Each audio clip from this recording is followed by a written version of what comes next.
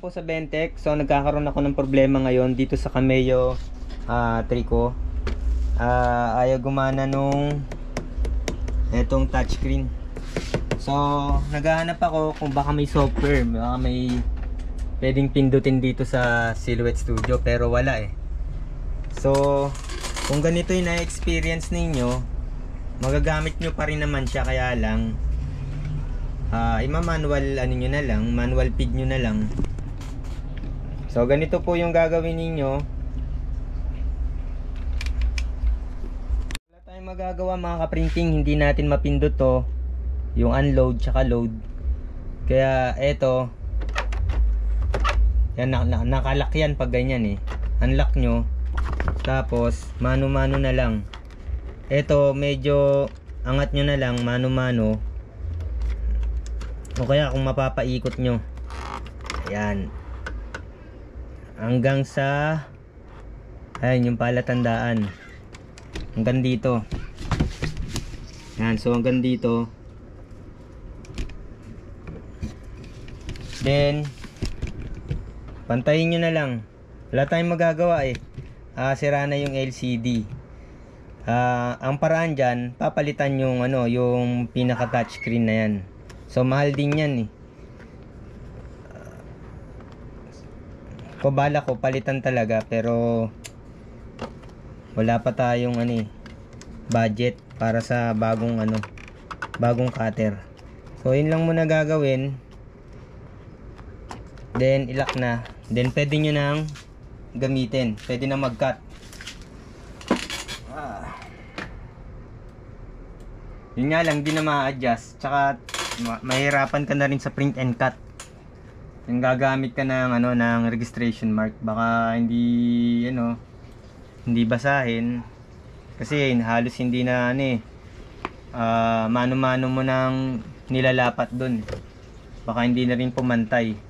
So kung mga ganito lang HTV sticker, baka pwede ng paraan yung ganito hanggat wala ka pang pambili ng bagong Cameo 3 o Cameo 4. Kung ano man yung bagong modelo na lalabas.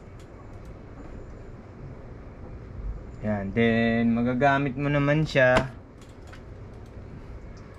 Tapos magkakat na ako.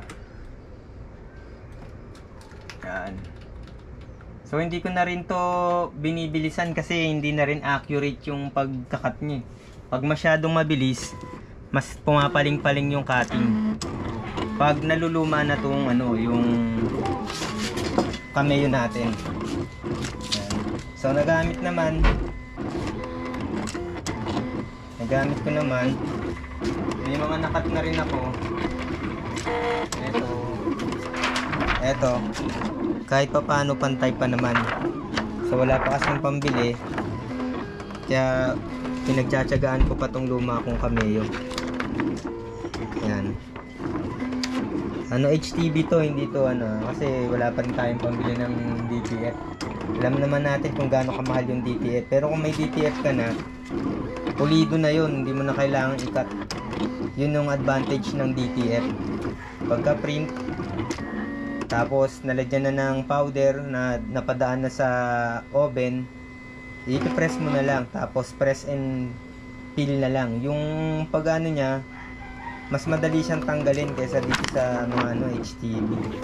Tsaka mas mababa lang yung time niya. Mga siguro kung mga depende sa kapal ng tela eh. Kung makapal ng tela, tataasan niyo yung time. Pero kung medyo manipis yung tela, mababa lang. Yan. Usually ang settings ng ano, mga 160 to 16 seconds or mas mababa pa to 10 seconds.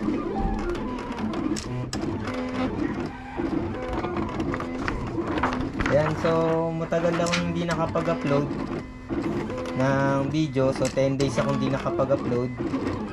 Sa mga napapadaan dyan, ano, mag-subscribe na kayo at paki-like na rin po yung page natin. Pasensya na rin po dun sa ibang mga nagtatanong, hindi ko nasasagot na ano, ng mabilis. Kasi medyo ano eh, naasikaso ko rin yung mga anak ko kasi malapit na magpasukan. Yan.